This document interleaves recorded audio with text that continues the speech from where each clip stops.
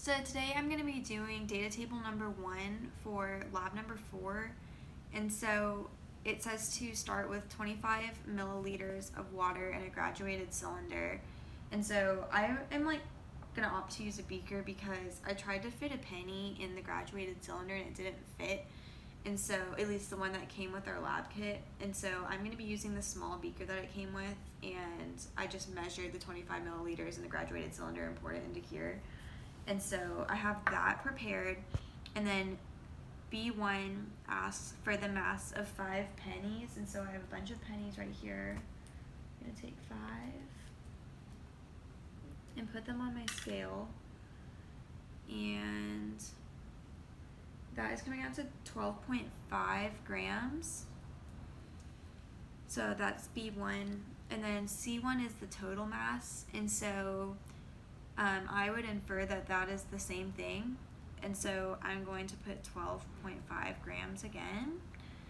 And then D1 is the volume of water after adding the 5 pennies. So I'm going to take these off my scale and put them in my beaker, and that's going to come out to, it looks like 29, and so I'm going to type that, and then the density is C1 divided by D1, and so it's going to be 12.5 divided by 29, and so coming out to 0.43 grams per milliliter.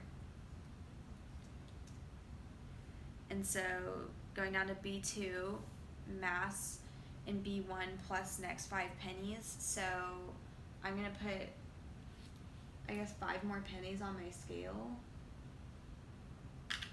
which I think will come out to the same thing. So yeah, so I got 12.5 again, and so I'm going to add that to the previous 12.5 because it says next 5 pennies, and so I'm going to do 25 grams because that's 12.5 times 2. And then the same thing in column C. And then D1, D2, I'm going to add these pennies into my water. And then see what that comes out to. So I would say that's coming out to 33 milliliters. And so my density would be C2 divided by D2, so 25 divided by 33. It's coming out to 7.76 grams per milliliters. And now going down to B3, I'm going to add another 5 pennies to my scale.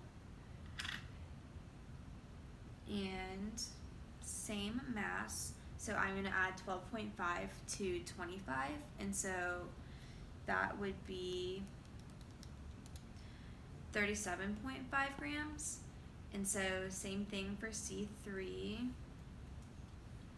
And then I'm going to add these to my beaker for D3.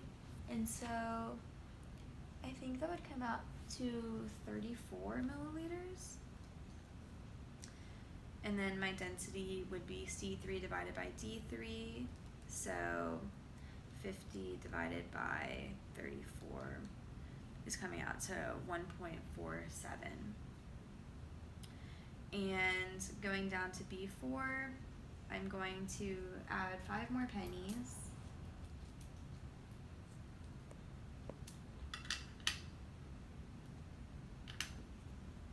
And same mass again, so I'm going to add that to 37.5. And so I'm going to get 50 grams for B4 and C4. And then going to go ahead and add those into my beaker to get D4. And looks like 35 to me. And then my density would be C4 divided by D4. So 50 divided by 35. So it's coming out to 1.43 grams per milliliter. And then lastly, B5. So I'm going to add the last of my pennies. And 12.5, and so I'm going to add that to 50, so that would be 62.5 grams.